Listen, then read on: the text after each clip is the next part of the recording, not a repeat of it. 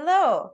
Um, Thank you for joining us for this discussion about truth in performance. Today we're going to be talking about the connections between truth, genre, and identity within our own work, and with a specific focus on how we each approach the idea of truth in nonfiction. I'm going to start by introducing everybody. My name is Georgie Farringer. I use they, them pronouns, and I was the 2002 Melbourne Emerging Writers Festival virtual writer in residence. I'm coming to you from Iowa City, which is another UNESCO City of Literature in the United States. I'm a graduate of the University of Iowa's nonfiction master's program, and my work is experimental poetic prose essay with a focus on the idea of self as performance. My work has appeared in the Black Boy Review, the Chicago Review of Books, the Rumpus, Timber, and elsewhere. Mason Soto, say hello. Hi, thanks Uh, for having me, everyone. Yeah, this is Mason. She uses she, her pronouns. Mason was born and raised in Oklahoma. She studied writing at the Evergreen State College in Washington and graduated in 2019. She then moved to Atlanta, Georgia to be closer to her family. There she hosts weekly writing workshops in a park forest threatened by land development. Her writing practice is influenced by new narrative, somatic poetry, and experimental erotic prose. From Jean Genet, hmm correctly, and Hilda Hilst to Reddit porn captions. Her writing is often in a confessional or instructive voice, which montages the personal, the body, the erotic relationships with the impersonal, capital, community, the world, in such a way that the boundaries between the two evaporate. The effect is a greater multiplicity in understanding our aspirations to the world, reality, and truth. Currently, she is refining a collection of writing about her work as a trans porn creator. Thank you, Mason. And then we have Jossie Hall. Hello. Thank you for having me as well. Jossie uses they, them pronouns and is a writer from Columbus, Ohio. Their essays, The Last Poor Fool and Eminem Drop Kicked Me in the Stream I Had, were both nominated for the Pushcart Prize. Their debut poetry chapbook, Flight of the Mothman, an autobiography, was published by the Operating System in spring 2019. Their work can be found or is forthcoming in Long Reads, Guernica, the Iowa Review, the Black Boy Review, Brink, and the 68205 Project. They received their MFA in creative nonfiction from the University of Iowa, and they are currently working on a book about Black people in comics. Okay, thank you everybody for joining us. I thought we would go ahead and start by just reading a little excerpt from each of our works. We've each picked 3 works to read a small excerpt from, and I'll go ahead and start. So the piece that I'm going to be reading is called Everyone Knows Utopia Means No Place. It recently came out in the lit journal Obsidian in their gender queer, genre queer playground issue. And I'll go ahead and start. G wants to write about the leaking. G wants to write about how the boredom dribbles down from orifices, dripping off eyelashes, leaking down earlobes, making sticky black bubbles when G opens G's mouth. G only wants to write when G should be doing something else, like sitting in a seminar, like listening. G sat in the grad school seminar and, instead of listening, wrote about how the sticky boredom had flooded out and covered the classroom full of undergrads that were expecting to learn something. G had no idea what they would learn. G had no idea what G had learned or how G had learned it. G wasn't even bored, though. G wasn't even teaching today. G wasn't even writing anymore. G was listening to learn something. G was asking too many questions without answers. G was sitting in a fiction writing seminar, really, really enjoying the sound of the teacher's voice booming from the microphone and relishing that all of the jokes the teacher was making about everyone overheating on the 90-degree day didn't relate to G because G was sitting directly under the air vent. G was relishing in the fact that when G spoke up to point out that the details of the story didn't add up, the teacher said, "Yes, Some of us have a higher threshold for details than others. Maybe you could have done with less. But G could have more because G did not write fiction. G's details always slid right into place. G always fits in right where G belongs. G isn't a reliable narrator, though. G isn't in the fiction seminar. G is the fiction. G wants to know how high your threshold goes. Is G sitting in a cafe thinking about how G's keyboard keys aren't as nice sounding as C's, don't click with the right click or clack with the right clack, and how that was really a terrible, terrible pity? Is G a collection of personas slipped on and off like a face mask in a coffee shop, so very, very visible?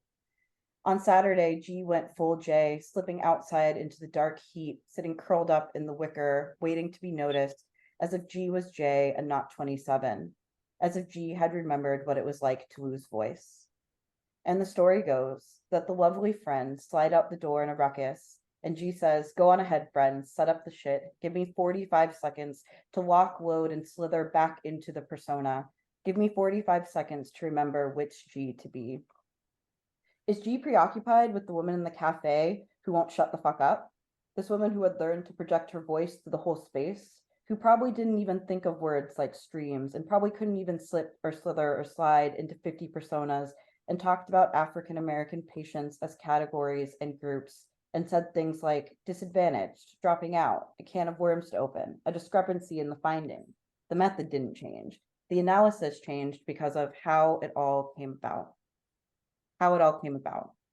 Because if we're being real, the drip was never boredom. The stick was never a truly aloof nonchalance.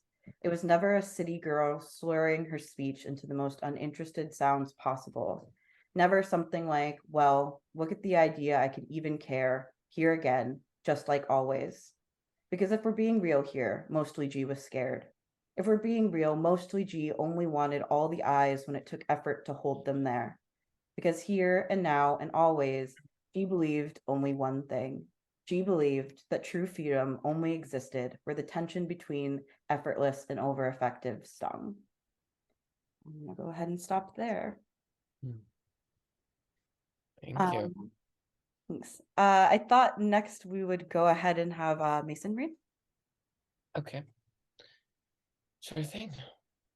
So this piece is titled December 3768.60, and it's part of a collection of poetry that I've been writing, about my experience as like a trans porn creator.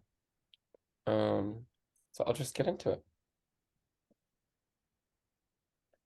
And the writing is refusing to come. It's making me work so hard, but refusing to come, just like making me pump and refusing to come. And I want to finger her too, like I want to be eating her ass and fingering her and milking her. And I'll lick all the way from the tip of her head to the inside of her anus, because she's on her knees in front of me, face down, ass up. I want to just fuck her brains out, but I won't. I want to make her come, but she's refusing. She's like just playing with me, thinking so hard about her mother and a dead puppy she saw buried once when she was young, thinking so hard, refusing to come. And I want her to come so badly. I want her to stain my carpet like I've stained it so many times, filming. And I want to film her coming. I want to film her in these artistic poses that are so intense, so inspired, so sexy and classy and superior to all other work I'm seeing produced. I want to make her something that isn't just here and now, but gives into the forever, gives into the recurrence of what is always there in this world. And you know what I mean by world? I mean money. I mean money, I mean money. I want to sell her cum for money. I want to list little vials of it and then get people to pay, I don't know, like 50 or something per vial plus shipping. Actually, maybe like 250. I mean, they could literally clone me with that shit, right? I don't know. Maybe like even more than that, and there's only a few. Maybe it's not even legal. I can't really remember from when I tried to look it up before. I don't know. They probably couldn't clone me if I wasn't preserved over ice, or at least not right now, maybe later. Later, there could be all these sex doll clone slaves made from all the cum that all these girls are selling online. And you can go to the corner store and milk them in the back. But there's this one, and she's refusing to come, even though your tongue is so deep you can taste the shit inside her. and her dick is so wet and tight, but she's refusing to pump it, just moaning every now and then. But you're like on your way to do this other thing and you kind of just wanted to rub one out, but now you're gonna have to wash your face because it smells like her ass. Or maybe you won't, maybe you'll just put your mask on and smell her ass everywhere you go today. You keep thinking it's on your hands, but it's actually on your upper lip, and you can't help but twitch every few times that you sniff it. And then suddenly she says, I want to fuck you. And you say, okay, please fuck me. And you switch positions, but she doesn't eat your ass. You haven't showered today. You lick your own hand, and there's so much spit coming out of your mouth, because just the thought of her makes you salivate. And it's dripping all over as you reach around and swipe it on your hole. Her hard dick enters you quickly, and it fucking hurts, and you hate when it hurts. And you say, wait, hold on, it hurts. And you're mad because usually it doesn't. You've gotten so good at taking it. You can take it seconds after you wake up. You can take it 5 times a day. You can take it from behind and from on top in reverse cowgirl. And you figure more ways to take it every day. But this time it hurts, and so you breathe, and you make yourself want it even more. Make yourself relax even more. And then you tell her try again, and it doesn't hurt at all, because you want it that fucking much. And she's fucking you so rough and hard that you feel like it might be bad for your organs, whatever organ she's pumping into. You can feel it vibrating through your pelvis, every pump, and then she'll just stay there for a second, balls deep, edging with your ass for a while, as you're dripping. And she licks her own hand, and it's dripping everywhere as she starts to stroke you, while you throw it back, and you aren't realizing how long you've kept your next appointment waiting, or what you're going to do for the new year, or how you've left yourself no time to buy the things, to do the things you wanted to do before the new year. But it's okay because you're getting fucked so hard and refusing to come, not even touching yourself, just absolutely fucked. And you know it feels kind of like the world disappears. You know, like the idea of doing anything else or being of any other use is impossible. You know, like you haven't even eaten today. You've only had a sip of water. You've been eating ass and you've been getting fucked. And it's like this T-girl fantasy is all you fucking need. So you start to sell it and try to make your entire world around it. But the truth is that the fantasy is against the world. The fantasy is the world's impossible, and it makes the world impossible. It makes the truth impossible. You want the nothing thing, the thing that's not the thing. Because when you're getting fucked, there comes this point, if it's really fucking good, where there's not even a wanting anymore. There's almost the absence of wanting. There's almost the opposite of wanting. There's pain. There's a different kind of pain from when she first puts it in. There's this thing that's like a rejoicing pain, the final absence of humanity, the final absence of whiteness, the birth of the spirit renewed by the loss of all that encourages dissonance. That's it. Thank you. Jossie, do you want to go next or last? Yeah. I just a little bit of context because mine I think is the one that requires most outside information. So this is an excerpt from Last Poor Fool, which is mentioned in the bio. That's sort of an essay in 2 parts. The first part is sort of a analysis and biography of this Black writer, Sebastian Fool, that's sort of couched in a personal essay about me going to Alabama to be a part of like a stop on like a book tour that he was a part of. And then the second half of it is sort of another flavor personal essay that sort of revolves around my initial moving to Iowa and sort of how things in my life sort of changed and my relationship to sort of race and sort of exposure have changed since sort of thinking about his work. The thing to it is that everything in it is real and like actually happened to me and is true. But Sebastian Fool is not a real writer, and his entire biography and everything about him, besides my relationship to him, is made up. So it's sort of like unreality speaking to reality, which is itself speaking to reality, which is speaking to unreality, sort of like that. And so the section I'm going to read is the first part of the second section. So yeah, hopefully that begins to make sense.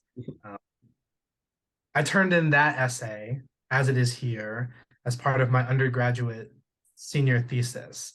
60 pages of an essay collection about holidays and joy and being Black and being sad and being American.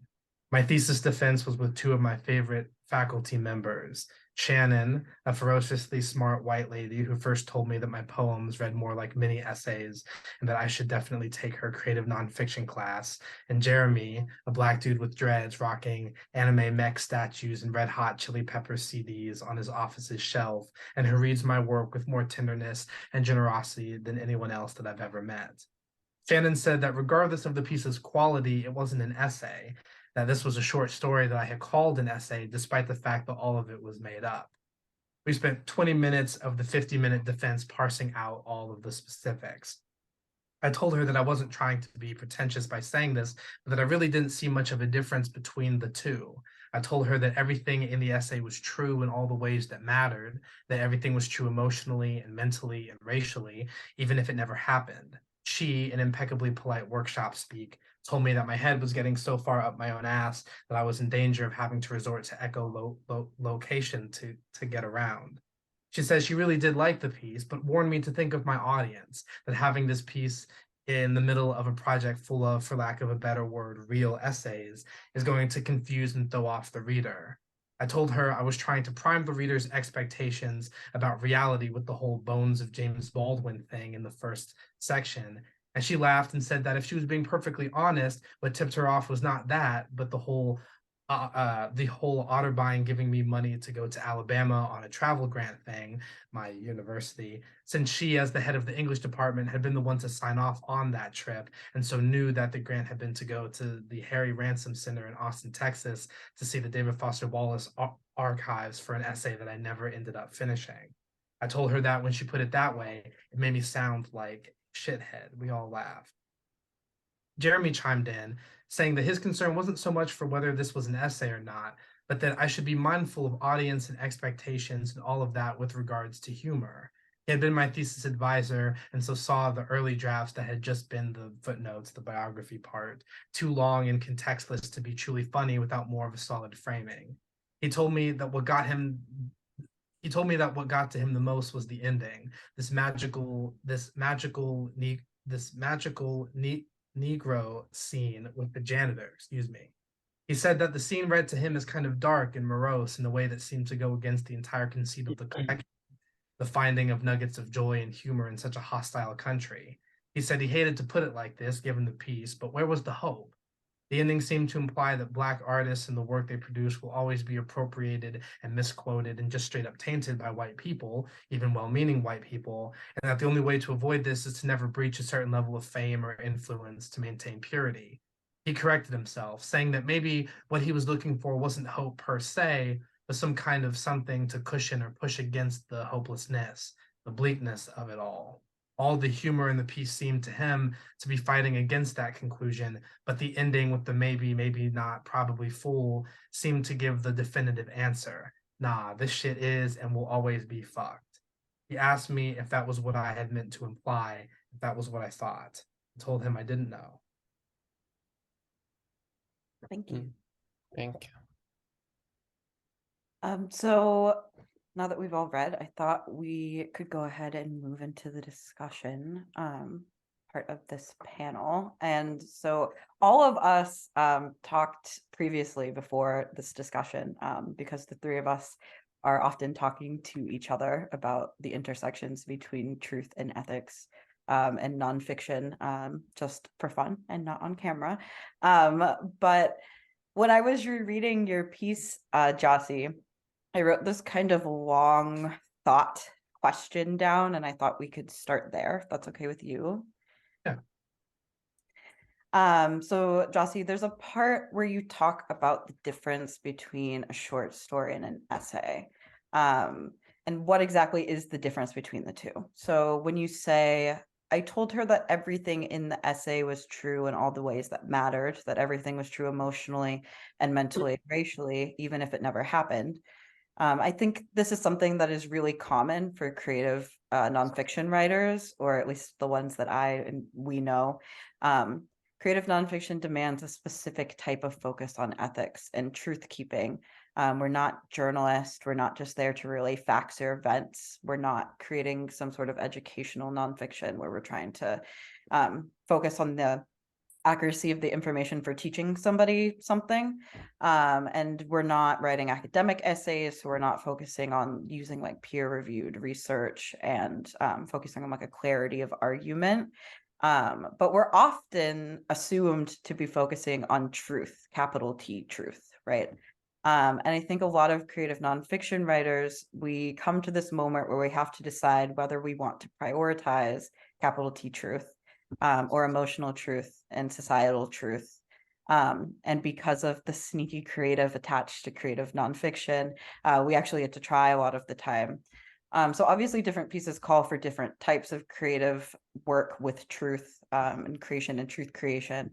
In my piece, we've got a third person narrator, like a third person self. So me, G, as narrator, which is also something that's present in Mason's work, though not as upfront in the poetry. And then there's the outright short story nature of the kind of like emotional hyperbole that's going on in your work. So to come around after all of that, can we talk a little bit about capital T truth and what that means to us, and also what would push for you, Jossie, an essay over into a short story?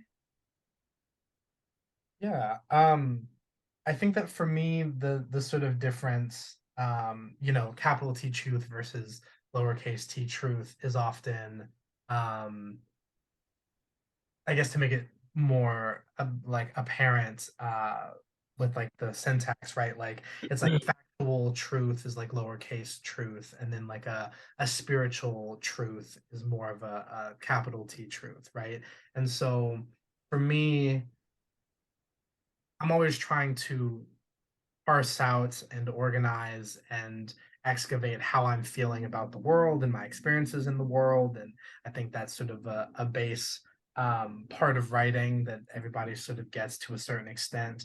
And I think that for a lot of people, but for myself specifically, right, like there are certain things about myself and about the way that I view the world and about the things that I take seriously, right, that I can only reach properly through exaggeration or hyperbole or something like that, which, like, when you think about it, is sort of like the basis of metaphor, right? You're not literally saying that these things are the same, but the sort of emotional qualities of these two things are similar, and you're defining a relationship for a reader or for like an audience. And so if you take that idea and you expand it to satire or hyperbole or something like that, you get sort of these um, goofy, silly, funny, hopefully in some contexts, sort of versions of events that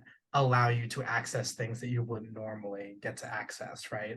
I think it also helps temper, like, a lot of that stuff is really heavy, is really sad, is really unknown to me, right? I'm not always like, if I'm only writing what I think that I know, then I'm not challenging myself in that way. Like, I should be able to finish a piece or a draft of a piece and then read it again and be like, oh, like that's where like I was doing things in the structure of this that I like wasn't aware of, right? Like the writing and the process of writing is like part of that knowing.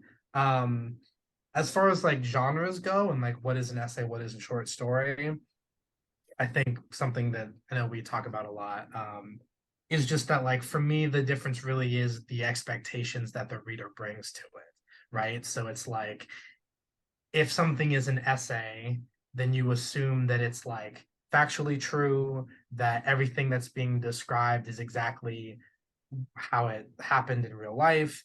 There's not going to be exaggeration. There's not going to be, there probably will be some research, something like that, which isn't always true, right? You think about people who do like composite characters that can narratively help something sort of pan out structurally, even if that character was multiple people in their lives, like stuff like that. And it's also like an unfair expectation to put on a genre that they wouldn't, that like just because it's writing about something that is true, factually true, spiritually true, that you wouldn't be able to play in the same way that poetry or fiction can, right?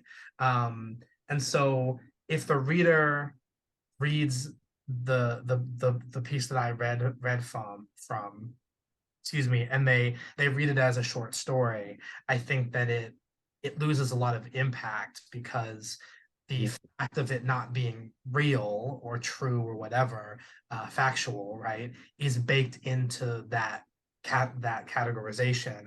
Whereas if you go in with the assumption that this is going to be true, hopefully it like makes you sort of think about that assumption, which then is also, you know, similarly, you can apply that to ideas of like gender, right? Like how that plays out, sort of. It's all about what people expect. If that makes sense, I think that's what I would say. Yeah. Yeah. Oh, go ahead, Mason. Yeah, I think that makes a lot of sense. I was thinking about Jossie's piece as kind of, it was reminding me of like fables, and like especially what you were saying about like spiritual truth. I was just thinking about, yeah, like the writing itself as this kind of event, that's giving us this truth that is really so much better reflected through this kind of like play than it could be in like a strictly factual sort of voice. And I think that yeah, like there's just so many frustrations with why these questions even come up. Like in your in what you read today, Jossie, you talk about like yeah, that person saying that your piece is going to throw the readers off because it's among these other pieces. And so first of all, I think that that's like, you know, not giving the readers enough credit. Um and I also think that yeah, like that's so like indicative of the problem, like where these problems occur is like in how the pieces are sold and packaged. And I feel like yeah, like a lot is missed out on, like especially play, like the just the ability to play in writing is so important, I think, to reaching those things that art reaches, like the truths that art can reach. And that yeah, like that's always going to be limited by the like structures of like power and organization that like we have to channel through in order to be read oftentimes. Yeah, I mean, because truth becomes almost like a craft question, right? Like it's like whether or not something is true in nonfiction has so much to do with the way that we're positioning things for the reader to understand it, right? Because if you, like in your piece, I think it's a 3-part essay. Is it 3 parts? Whole thing? Two. 2 parts. Okay. So, but it's split in this way where you've got the first part, that is the kind of like fictional story, right? That you're very immersed in. And then you read the beginning of the second part where, you know, it's directly pointed out that it's not true, right? True. If the reader didn't catch it from all of the very kind of obvious exaggerations that are going on. But we as writers have to think about the construction and the presentation, so that we can trust our reader, right? Because like Mason were saying, that maybe the person who is commenting on Jossie's piece is not, you know, like trusting the reader enough. And then I think we have to think about, you know, like presenting truth in a way where we can trust the reader, right? To pick up on us. Yeah.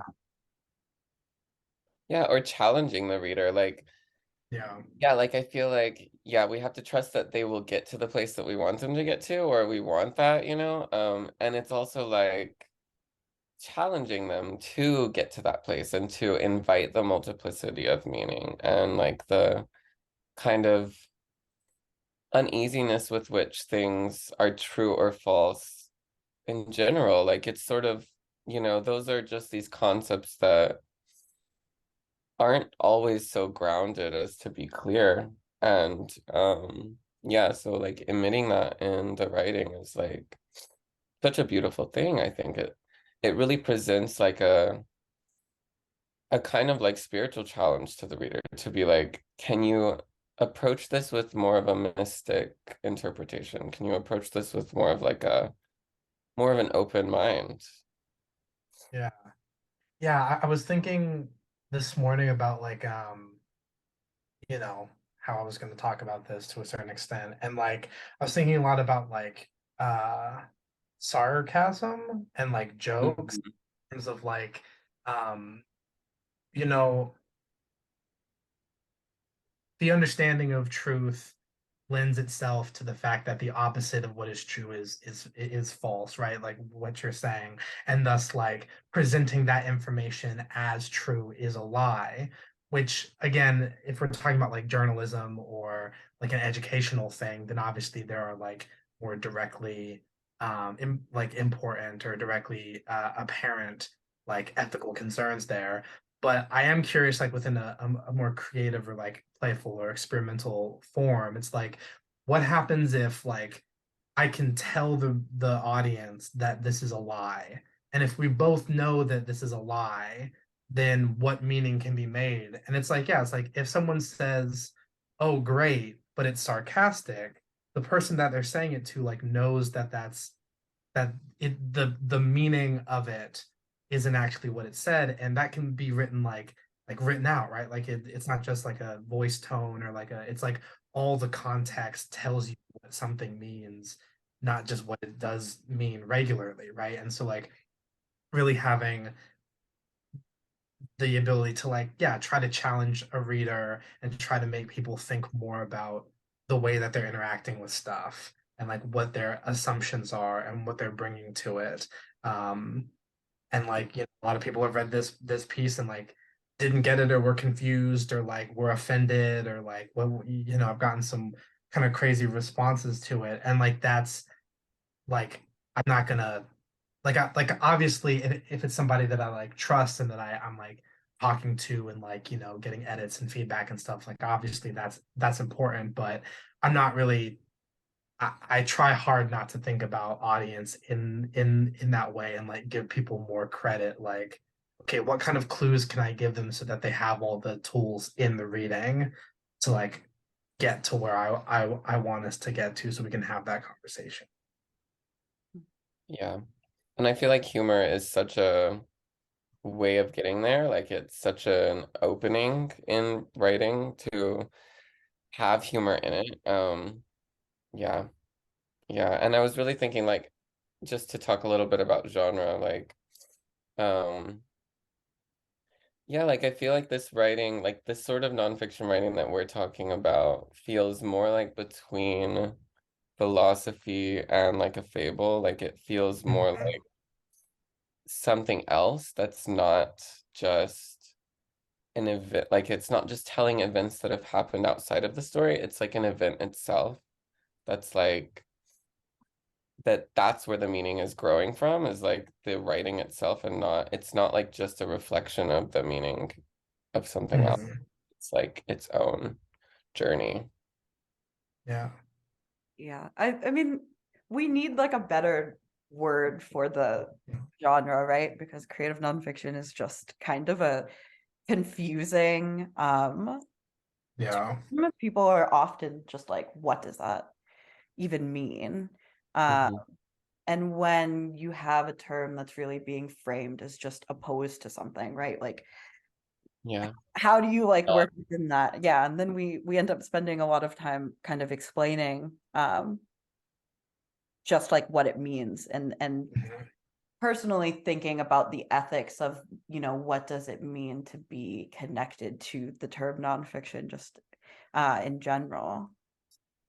um I have another question I was going to bring up about identity and fact. So when we're talking about self and identity, like what does it mean to each of you to be factual or like truthful in terms of self and identity in your writing? Like what does that look like? What's your typical approach to that?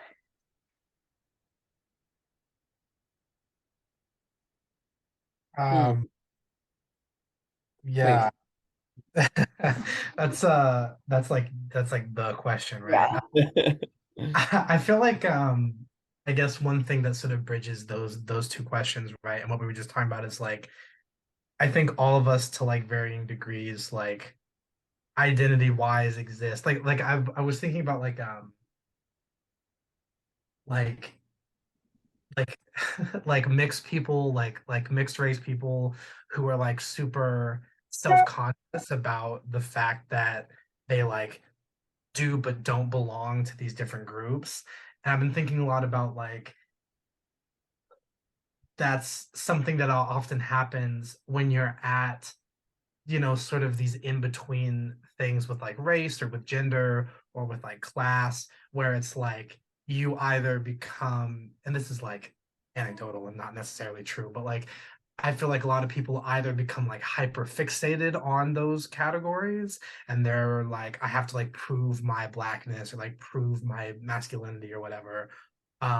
Or they sort of realize like, oh, like this is bullshit. Like these like people are making money off of like black people do this, white people do this, like men do that, like it like that, like there are like capitalistic incentives for people to believe in these categories. And so when I'm trying to write and when I'm trying to like parse through this, it's like I have so much lived experience in between these categories that it only really makes sense to try to write in those spaces and like from that point of view, because otherwise like, and again talking about like challenging an audience to like, yeah, think about race or think about gender, think about the way that you would in encounter me visually versus my voice versus my writing versus whatever. Like there's so much more context that goes into it. And so I don't even know if that answered the question, but that's like related, I think, definitely. Okay. Yeah, I felt like in writing about like my work as like a porn creator, there's a lot of dissonance between the sort of the I could say like the person who's performing the porn and then the Mhm. person who's writing, the person who's being written about.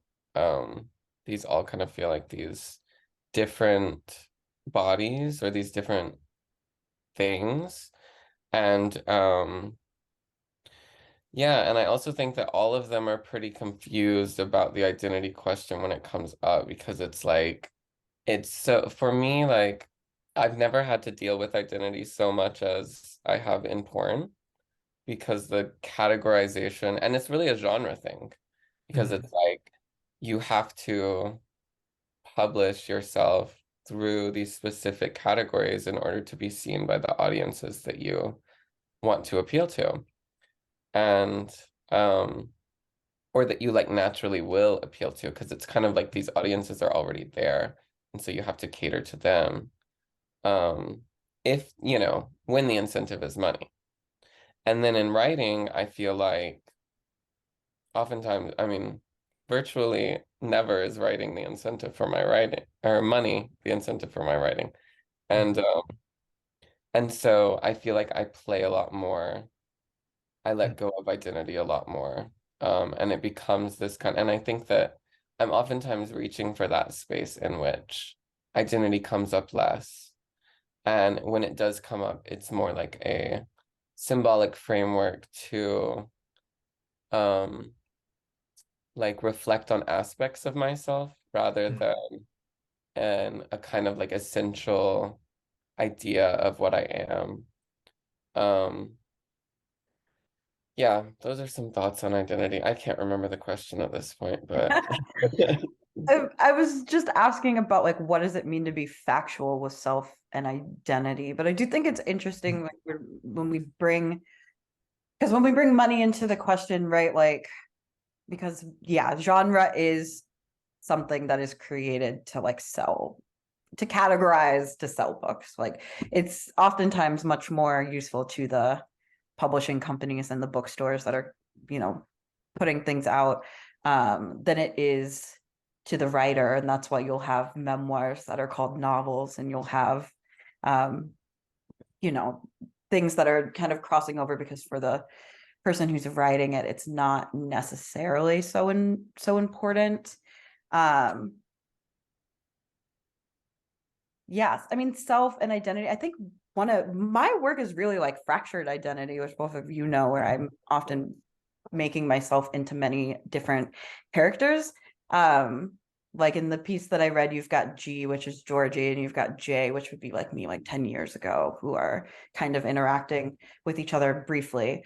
And you might think that that would be like the most confusing part would be the kind of fracturing of self, but and I know Jossie can attest to us, the for me like the self-representation, the identity, the fractured nature of how I write is the most present when it does come in contact with money, when I then do have to do something that is very specifically like in a genre, right? Like if I'm writing, if I've been assigned something to write something and I have to, you know, I have to put on a specific voice um and character in order to get that through because it is something paid, like in the play is like gone, like that is like far more of a persona identity kind of like crisis that I'll go through Mhm. than when, you know, literally I'll have three separate versions of myself with different names talking to each other back and forth. Um, because the play involved in that, and I'm less worried about, you know, not fitting the brief because really I'm just creating the brief. And so again, coming back to like construction and ethics around like self-identity in writing and play. Yeah, I think that kind of like just makes me think of like how, yeah, like what we're talking about is kind of like we have the writing, like yeah, we're kind of talking both about the writing and like the person writing and the authenticity that one feels as the writer, like with regard to their own piece, which I think is like really interesting and also like not that relevant to the reader.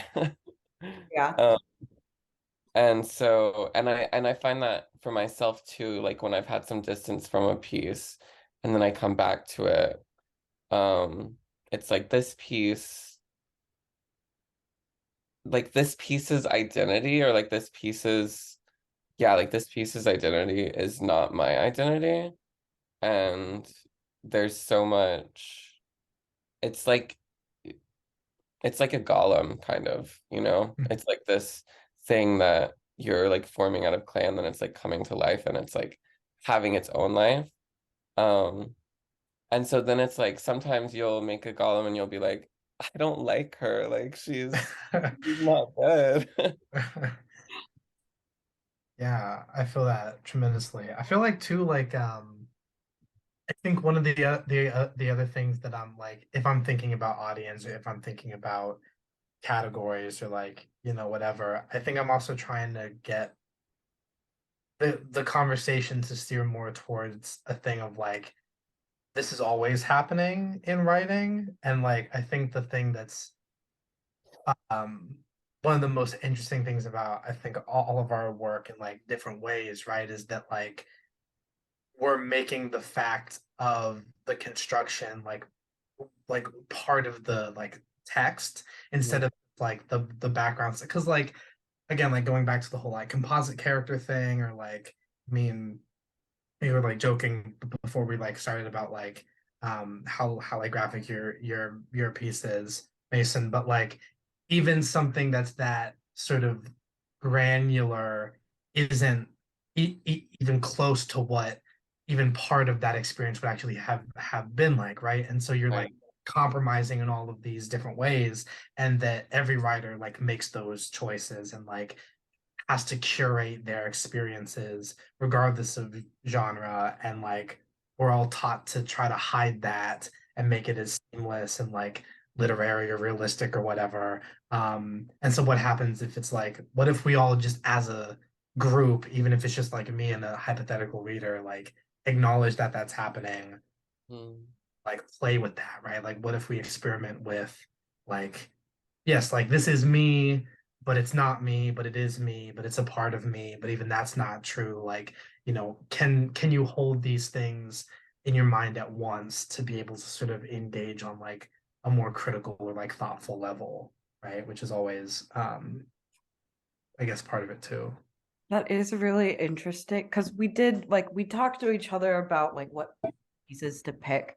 And like we were talking about like the idea of performance when we were deciding on like what we were going to read.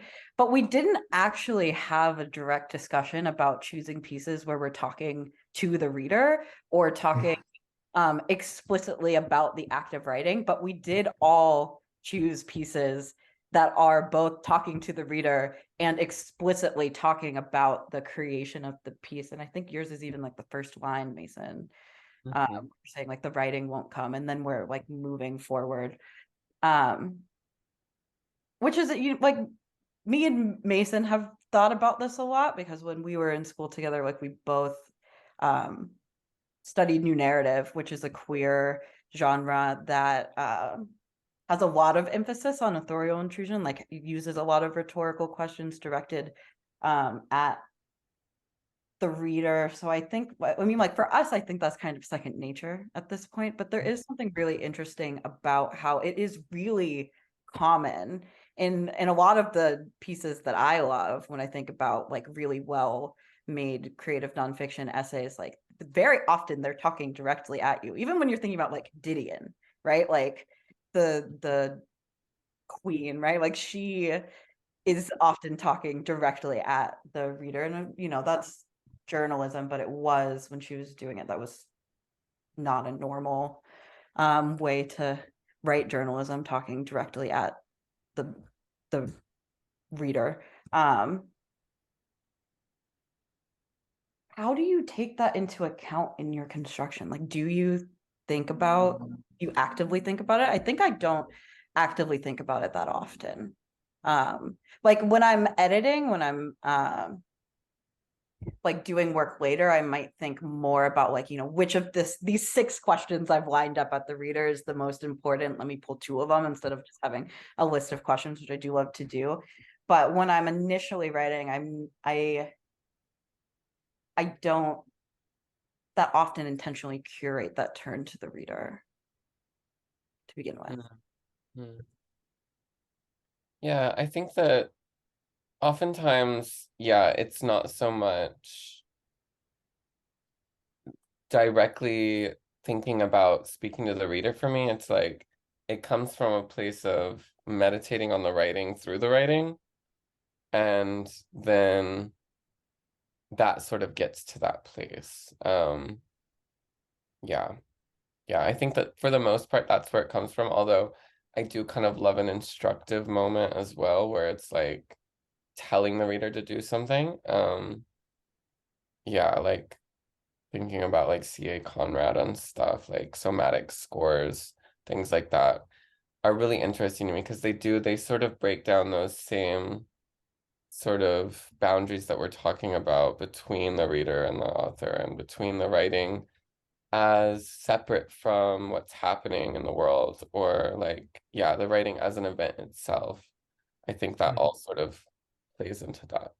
I will do a brief little shout out to the people who are watching. If you're interested in somatics or kind of C.A. Conrad, like somatics, the Melbourne Emerging Writers Festival did put up a self-guided workshop that I put together around somatics if you're interested in thinking about incorporating that into your writing. But Jossie, what do you think about kind of what pushed you to be writer in your piece? Because like I do think that is a lot of what's happening is like there's persona and there can be multiple persona but engaging with the actual act of writing is like making writer persona. And it's Yeah. almost like, it almost feels like spiritually close to like fictional omniscient narrator person.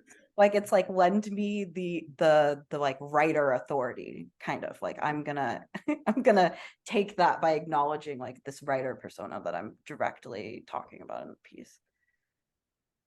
Yeah, I feel like I mean with the piece I read from specifically, like there's a lot of like layering and folding in like real life, especially in the second half of it, where it's like I wrote the essay and then like there's a part where like I showed it to my dad and then like his comments like became part of the piece and then like something would happen to me and then that would become part of it and like sort of this when you make the writing and the process part of the text, like your life becomes part of the text in ways that aren't immediately obvious or like seem obvious with like, oh well, it's nonfiction. And it's like, yes, but like more in terms of like process than in like product, I guess. Like it's not like you sort of have to constantly be thinking about like I think about writing in terms of like how I'm thinking and then how I'm thinking about what I'm thinking about and then how I'm like all those like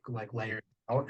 And I think another thing I'm always trying to is I agree with you, Georgie, that like I really try not to unless I'm on like uh second, third, fourth, fifth round of edits, I'm really trying not to like let that bother my like initial drafting too much. Like I'm always trying to follow like what I think is interesting or what I think is funny or what I think is weird. And then have the trusted homies like be like, this isn't it, or like you could use more of that. Like that sort of like to cut back once I've sort of gone on all those tangents and done all that stuff. But I also think that like to mention like capitalism stuff and like selling things in categories, like especially now, like that sort of meta self-awareness or like that sort of authorial intrusion has become itself a standard mode of operation that people can sort of demand and think about and it's like very quickly like it's very easy for that to become like very cynical very quickly and like to sort of get into these like hits of like ironic about being ironic about being ironic about being horrible like ad infinitum, right? And so always trying to use like hyperbole or like meta analysis or like jokes or whatever, like for good or like for something like always trying to think about like, okay, how can this lend itself to like spiritual truth rather than just like, isn't it crazy that sitcoms are normally like this? Like trying to really find something that's like a little bit more like fulfilling or something that like feels more real than that does. Um, that kind of answers that, I guess.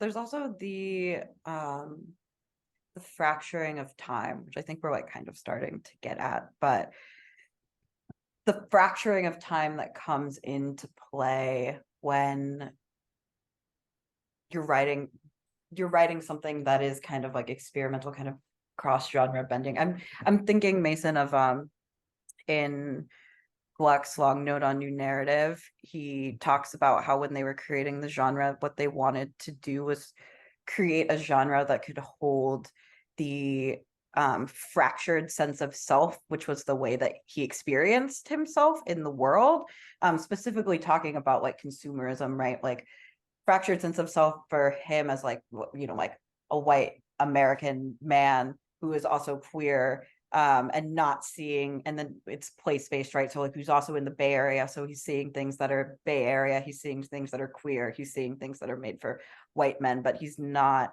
seeing things that show the fractured nature of having to live your life through multiple points, right? Where it's like not necessarily easy. And this was like the 70s or the 80s when this was happening. But it's not necessarily so easy to find a first generation black, white, mixed race, queer, non-binary experimental poet for me to go out and be like, yes, I recognize myself in you. So you know, kind of grow up or like become a writer, having to pull different parts of yourself from different things and mash them together. And I do think that that has a lot to do with why a lot of queer writers and people with like multiple axes of oppression write kind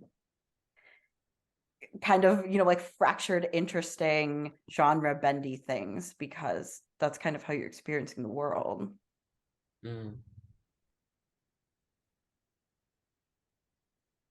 Yeah. Yeah. I feel like yeah, like I guess like another version of that, or like a like an adjacent thought, is like um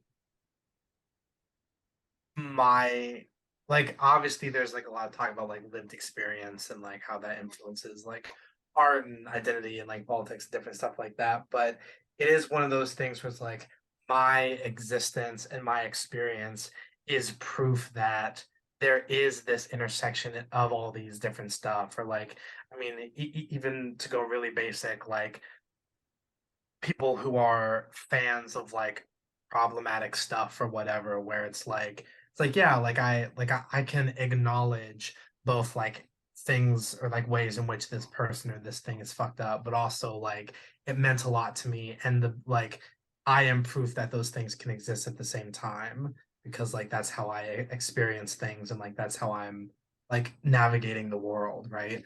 And I don't really know what that has to do with anything, but that's like an adjacent thought in terms of like defining identity. Because you mentioned like Gideon, and I was thinking about like Hunter Thompson in terms of like the new journalism, like ways to insert yourself into a story, and it's like there's a lot of, you know, he like wrote and said a lot of fucked up stuff. It's like, and you know, he was one of those people like being in like middle school and being like, holy shit, like I didn't know that this was possible, and like you've like opened something up for me, and I will always like cherish that, because I'm able to think about these things in all these different ways. And like even with your own work, right? Like, you know, you look back on stuff that you wrote, like, I don't know what the fuck was going on there. Like, I don't like it now, but I can acknowledge like what that meant, and like what, like how I got from point A to point B, like now, and like sort of respecting, which like Georgie, I think that that's something that you do, like, again, like in the text, like you make that relationship part of the text like pretty frequently. Just like an interesting process. Yeah, that reminds me of what you were saying earlier, Jossie, about like spiritual, like oh, not truth, but like is fulfillment and finding things that are spiritually beneficial and good. And I think that that's kind of what we're talking about, is like, you know, when we think about identity, I think identity is such a, like, it can be so problematic. It can be so limiting to like think of oneself in an essential way. And I think that the way that what I admire in people who talk about identity, I admire those who can talk about identity in a way where they're taking up the symbols in order to create this fulfilling meaning for themselves and to share that meaning with others. And that kind of is sort of like, yeah, what got me there was like you talking about like the problematic, someone being into something problematic, and then like holding that multiplicity of like, yes, this person did these fucked up things, and also this work has this meaning that is good in this way that I use it, in this way that I take it on. And yeah, I just think that that kind of gets into, yeah, I think there's this kind of, I think that multiplicity is like really big right now in like sort of all genres. Like I'm thinking about like everywhere, everyone, everywhere, all at Well, once, one or I think, yes, that movie. And just kind of like, yeah, like when I watched that, I just thought like, whoa, like multiplicity is so just big right now. It's so talked about right now, and I wonder what that means for what's next. Like, I could see there being kind of a turn towards simpler symbols and like sort of like going back to really kind of one view understandings of things, like just look at this one symbol and work around that rather than holding all of these things together. And in a way, I think that those things can do the same thing, um, which is like dependent on, yeah, like how you're able to make a fulfilling message out of it, how it's able to approach the truth, really. And yeah, it reminds me of like this whole like in thinking about this panel and about truth, I've really been, so opposed to the idea of truth as even something that exists or that something that should be discussed. For so long, that was like where I was at, like working in journalism, that's where I was at. I was always like rubbing against the idea of like, I can't even think of the word. I put it entirely out of my mind. Um, what is it? Objectivity. And I think that finally I'm coming back around to truth. And one thing that has like sort of invited me to go there is like reading sutras, like Buddhist sutras. And the way that sutras say, can start out by saying like nothing exists, none of this is real. This is all a dream. And then they give example after example of these things, and they're like, yes, this is true. Yes, this is true. Yes, this is true. Yes, this is true. And it's this multiplicity and this holding of meaning that comes from this original idea of like, if nothing is real, then what we decide to hold on to is the only way that we can create meaning in the world. Yeah. Chelsea, you're often reminding me of kind of that idea in terms of like teaching when you're deciding what to give to a group of people, and comparisons, right? Like I can't remember exactly how you usually say it, but it just like juxtaposition, right? Like you can take two things and put them next to Yeah. yeah, you use those Right. and you will always be able to kind of pull like a meaning out of those two things being next to each other. And like when you're teaching, there might be a specific goal that we're getting to, but also by just putting these two things next to each other, you can never really tell what the students are going to see that you can't see by just putting things next to each other. I also think as a society, we've become really primed to putting things next to each other. Mason, you might have something to say about this because you so much of your work is about the internet, but just we're constantly inundated with very short things that are butting up against each other and creating this like stream, right? Like we literally call it that a lot of the time. So I think that it's interesting that we're getting to this multiple, like the idea that you're bringing up of multiplicity is very interesting because I do think that we have been really trained at this point now because of the internet to be able to look at things next to each other. We can take them apart and we can put them back together, but maybe we're a little bit better at it than we were before, or maybe worse. I don't know. What do you have to say about that? I think I think we are, like you said, more primed for it. Like we are able to sort of process multiplicity more. I also think that it is a very dissociative way in which we do it. Um, and yeah, I think that, yeah, it still takes me to this question of like, when will we be better primed to grab hold of what really calls and hold on to those meanings? That way we're not just overwhelmed by this sort of like everything existing all the time. Like that can be such a like gridlock moment of like, or like an infinite scroll. It's like just moving on to the next, just moving on to the next. Whereas, yeah, there's like so much power to really holding something and carrying it. and not just letting it go through the stream. Like, Yeah.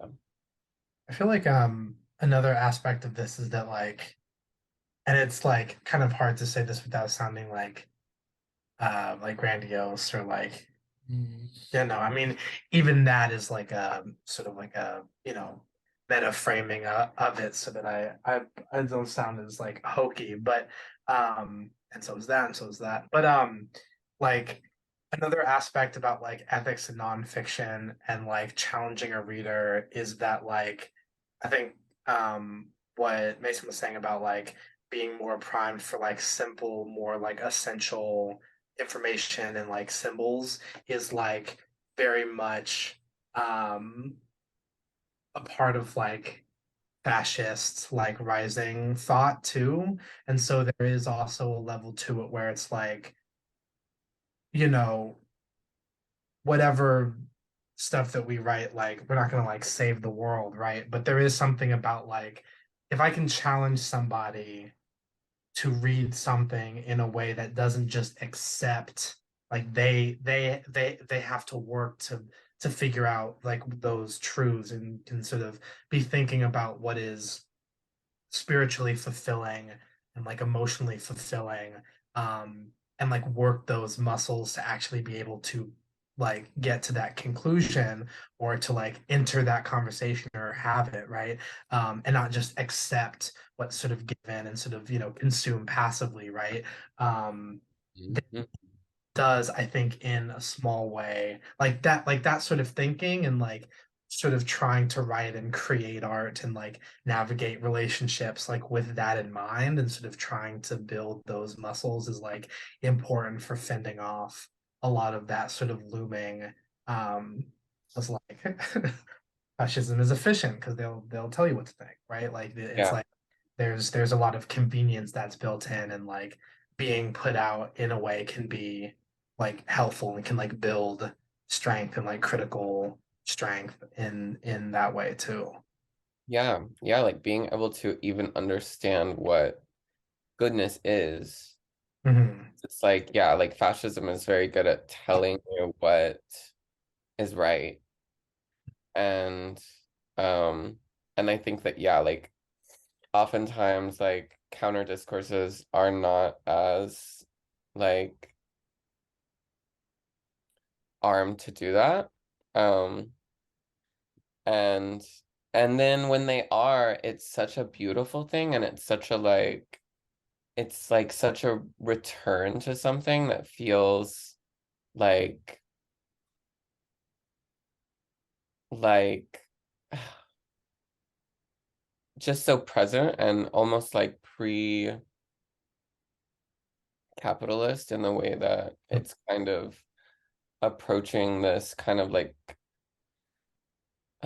yeah, like I feel like in order to sort of believe something, like to sort of bring this back to the broader point that we're talking about, which is like truth and stuff, like really what's so meaningful about reading something and feeling that it's true is that you feel like you're in relationship with those others who are feeling that it's true too. Like you're in relationship with this author, you're in relationship with the other readers, and you're really like grasping this meaning together in a way that like I feel like yeah, in a lot of counter discourses we can sort of agree to disagree, like we can agree that we're like that we don't believe something, Mm. and it's a lot harder to get to a place of agreeing that we all believe something. And when that does happen, it's so fulfilling and it's so compelling.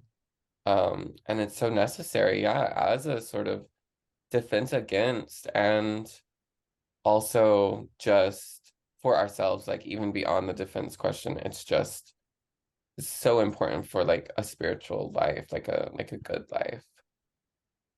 Yeah. I feel like this kind of circles us back to a little bit where we began. It is about nonfiction and like the stories that we're telling Mm, ourselves, right? Because, it is harder to explain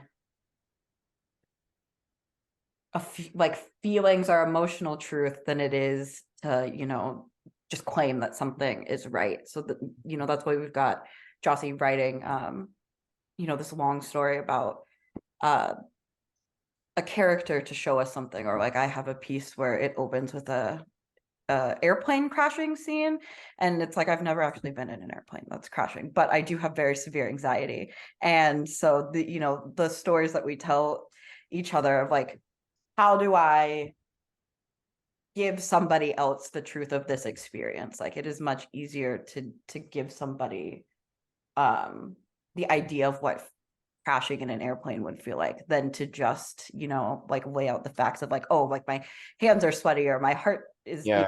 hard, or I'm like Mhm. hyperventilating. Like, that's not Right. super useful in communicating truth. The idea. Right. Right. Can I ask like a like more of like a craft question to you guys? Because like I feel like craft as a way of like connecting this back to like the act of writing, or like using Yeah. words to put down. I feel like something that I know, Georgie, that you care a lot about is like rhythm and flow, as far as like reading your stuff out loud, and like coming from like a slam poetry background. And then based on like something I was noticing in the piece that you just read was when you shift into the like speculative mode about like selling the cum in the vials, like the language becomes more colloquial and like becomes more like conversational. And I wonder, like, I guess for both of y'all, like, what is there any relationship to like when you are like describing a plane crash in detail as a way to talk about your anxiety in a way that's like more spiritually true, right? Or like feels more accurate. Like, do you like how are you thinking on like a craft level about like the construction of that? And do you have like tricks or ideas or like sounds, or like what kind of processes go in there? Or is it really just like writing toward unconscious, like that all happens in like an unconscious way, and then I sort of discover it later, which like also happens a lot of times. I mean, I think for me, a lot of it is unconscious, but if I'm going to point specifically to just a craft, something I observed, and I think that I very deeply like absorbed into my writing, it's actually Kafka. So Kafka's The Burrow, if you haven't read it, is this story of this. They never really tell you what it is. I always think of it as like a mole, like kind of like this mole man who is in his frantically building his burrow to keep himself protected from whatever wants to eat him, because he's like a small creature, and he's just getting more and more and more paranoid. Think like, what is it, Telltale Heart type of paranoid, Yeah. more and more frantic, as you can imagine maybe a little creature where there's lots of predators coming for it are. But when you actually read, or even just look at the words of The Burrow, there's like no paragraph breaks. There's no breath. There's no spaces, which I do think like breath, I think Mason, you probably also do this, but breath is like very important. And I tend to use punctuation in weird ways, because I'm more interested in punctuation as a way to control breathing. Like, I think of commas more as a way to control breathing than as a way to like grammatically separate a sentence, which can be kind of confusing to people who aren't me, but it's just something that I've done. So when I'm thinking specifically about like a piece, about the craft of like a piece of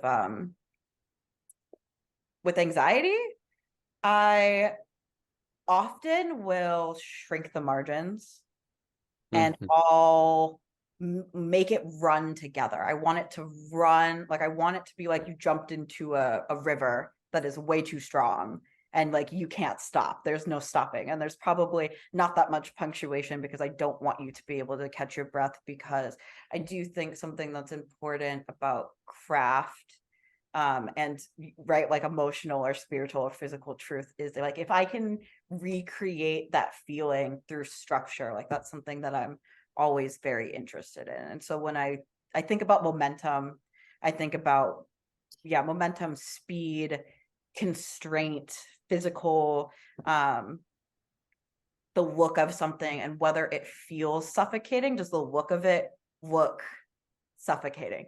Because I know when I give my undergrads the Burrow and they see, I don't remember how many pages, this 23 pages with no paragraphs, wall-to-wall text, right?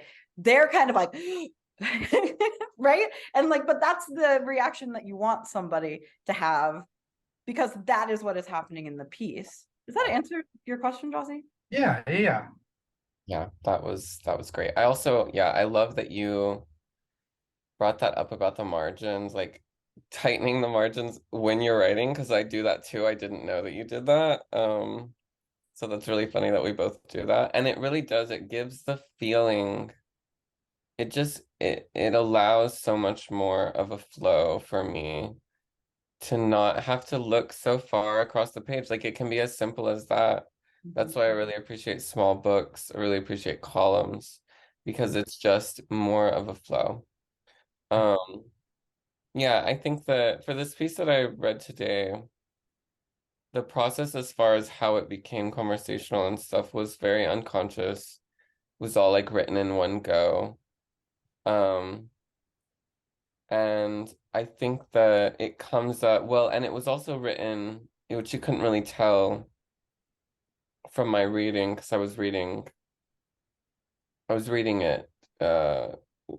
I use text speak in a lot of it, so there's like IDK, Mm. things like that.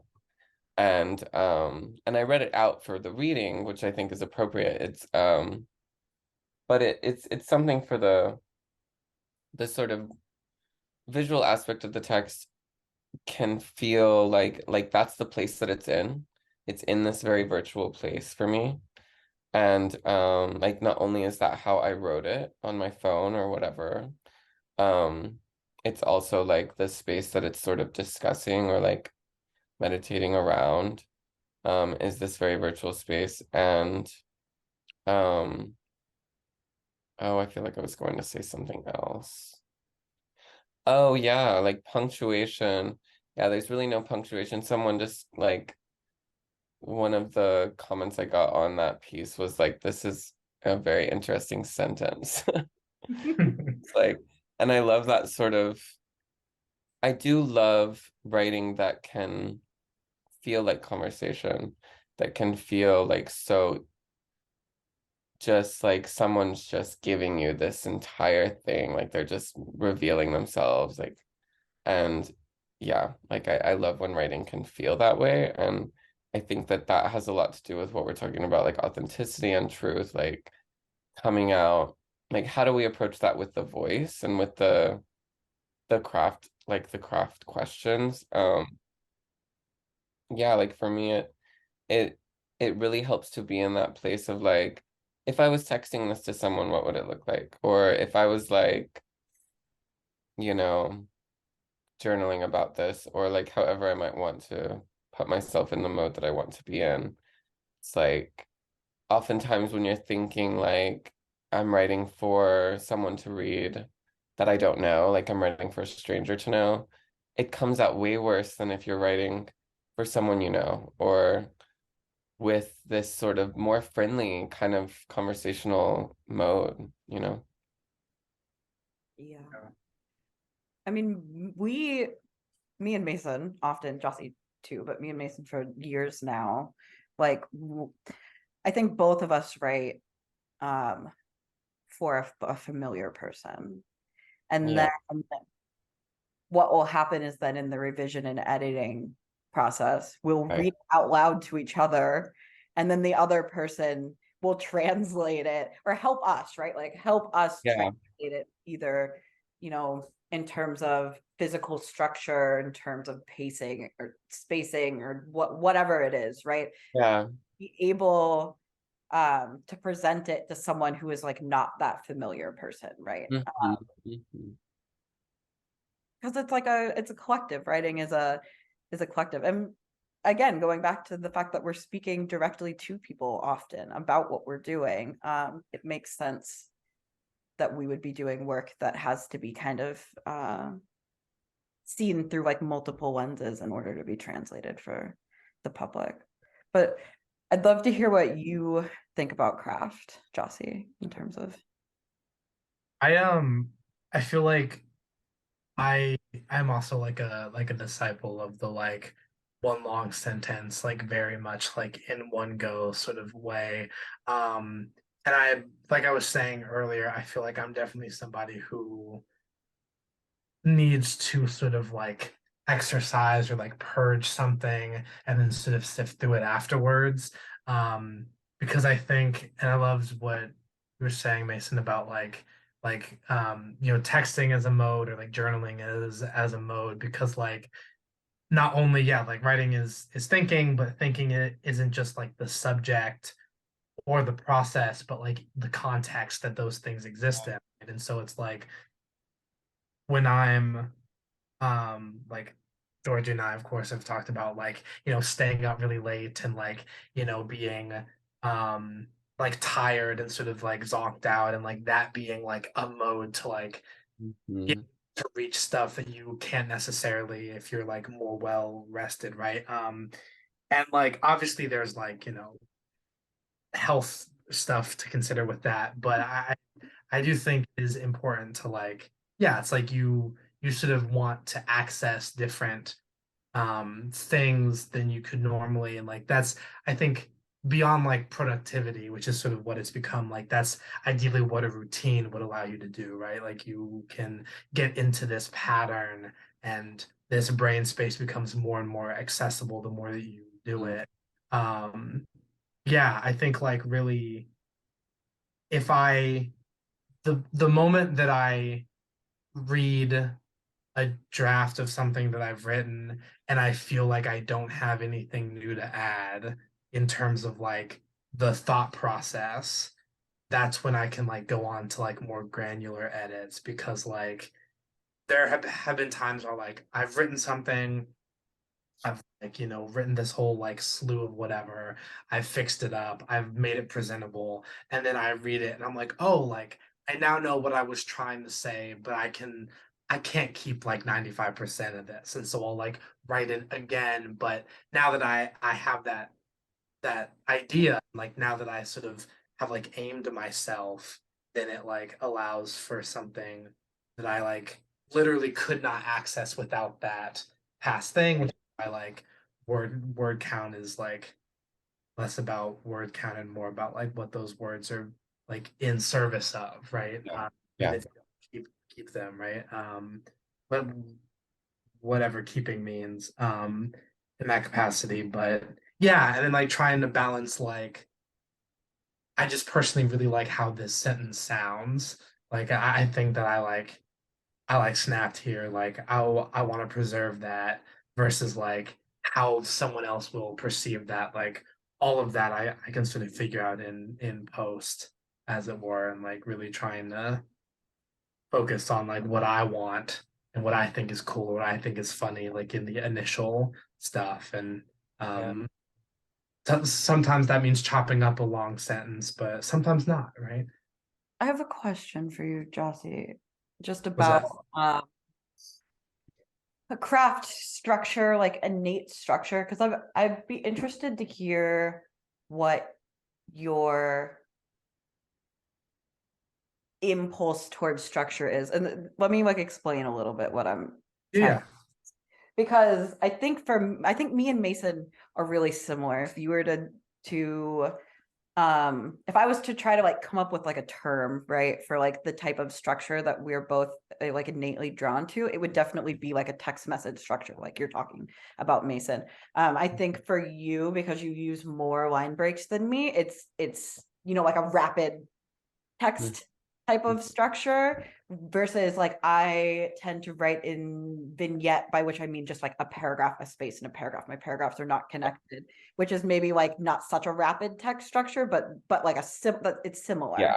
Yeah. Uh, It's like so, captions almost. yeah, like Mm. and we both kind of write in that virtual digital kind of structure. But when I think of you, Jossie, I think of you more as like a footnote person, like Mm. structurally. But how do you see yourself? Just because like I think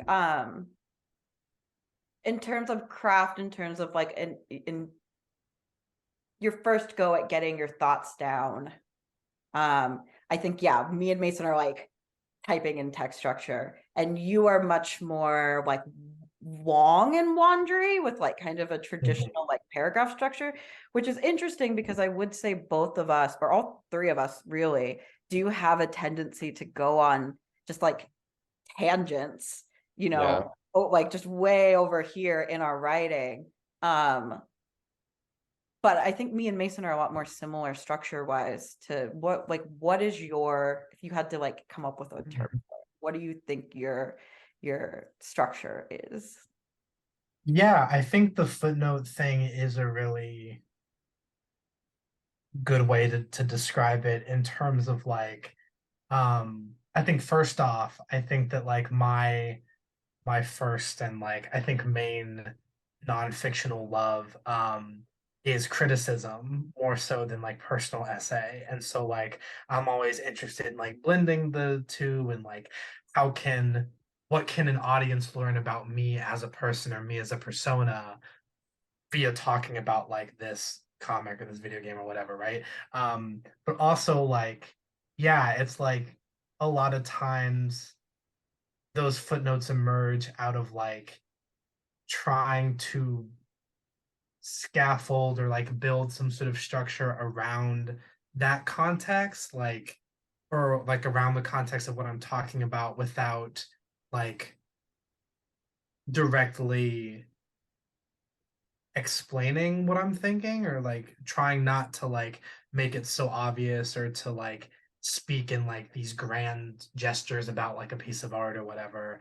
Um, and I think, yeah, I think footnotes because it's like the text and then like all of these like addendums and like whether it's like that's where like the research is or like the quotes are like the it's sort of like how do I support like the main idea or like the main argument or like the main even if it's just like I thought that that was kind of cool or whatever, right? Like how do I sort of navigate that? And there'll be a lot of times like especially working with like editors and stuff where like someone will cut like an entire page or like will suggest that I cut like an entire page of stuff and I'll like my initial thing is like well no because I need that to explain this that helps explain this that helps explain this like this sort of like flow chart of like causality and like tangents but then it's like or like you're actually saying that really concisely in like